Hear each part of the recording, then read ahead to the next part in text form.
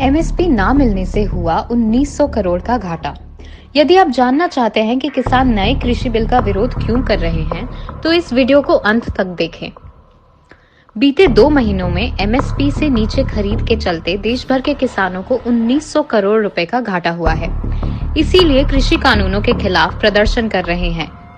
प्रदर्शन कर रहे किसानों की प्रमुख मांग एमएसपी को कानूनी अधिकार बनाने की है।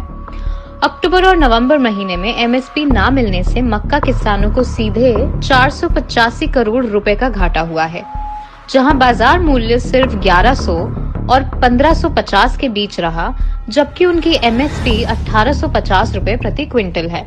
वहीं देश भर के मूंगफली किसानों को एमएसपी से नीचे बिक्री होने पर 333 करोड़ रुपए का नुकसान हुआ है।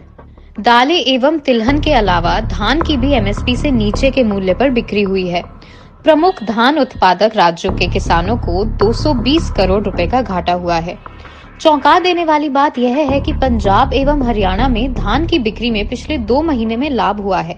इसका कारण पंजाब और हरियाणा की अच्छी मंडी प्रणाली है, जो यह सुनिश्चित करती है कि उत्पाद एमएसपी से नीचे ना बिके, जबकि बाकी राज्यों के किसान अपनी उपजों को एमएसपी से काफी कम दाम पर बेचने के लिए मजबूर हैं।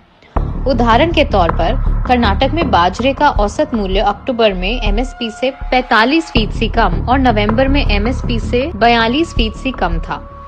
इसी तरह मध्य प्रदेश में ज्वार अक्टूबर में एमएसपी से 56% कम और नवंबर में एमएसपी से 33% कम मूल्य पर बेचा गया। यदि राज्यवार आंकड़े देखें तो कर्नाटक में किसानों को सबसे ज्यादा 403 करोड़ रुपए का नुकसान हुआ है। यहाँ पर मक्का, सोयाबीन, मूंगफली, मूंग, बाजरा, कपास, ज्वार, रागी और धान की कीमतें दोनों महीने में एमएसपी से कम रही। कर्नाटक के मक्का उत्पादक किसानों को 130 करोड़ रुपए का नुकसान हुआ है, क्योंकि अक्टूबर में उनका मूल्य एमएसपी से 21% कम और नवंबर में 16% कम था।